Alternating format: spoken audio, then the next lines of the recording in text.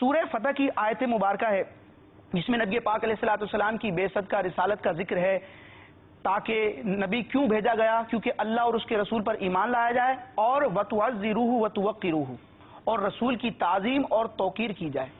یعنی اللہ تعالیٰ نے گویا حکم فرمایا کہ میرے محبوب کی تعظیم کرو اور توقیر کرو۔ تعظیم اور توقیر دونوں ایک ہی معنی میں استعمال ہوتے ہیں۔ ٹھیک ہے، اب سطح ذہن پر یہ سوال پیدا ہو سکتا ہے کہ زمانہ بدلنے کے ساتھ تعظیم اور ادب کے تقاضے اور انداز بھی بدلتے ہیں، تو اب نبی پاک علیہ السلام کی تعظیم قیامت تک آنے والے لوگوں پر لازم اور فرض ہے۔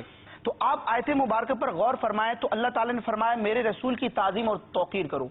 اس تعظیم و توقیر میں نہ کسی وقت کی قید ہے، نہ کسی جگہ کی، نہ کسی زمانے کی، نہ کسی انداز کی۔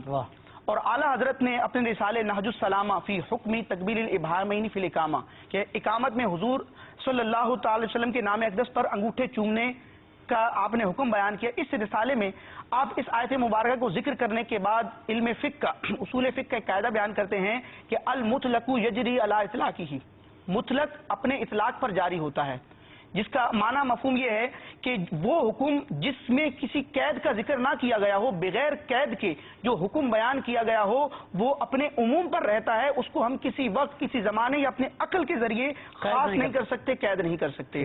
تو اب اعلیٰ حضرت اس آیت مبارکہ کو ذکر کرنے کے بعد اور یہ فقہ کا قاعدہ بیان کرنے کے بعد فرماتے ہیں، میں اعلیٰ حضرت کے الفاظ ذکر کرتا ہوں۔ اعلیٰ فرماتے ہیں بحمد اللہ تعالی، مسلمانوں کے ایمان میں تعظیم رسول اللہ صلی اللہ تعالی علیہ وسلم عین ایمان، ایمان کی جان ہے، اور علی الاطلاق مطلوب شرع۔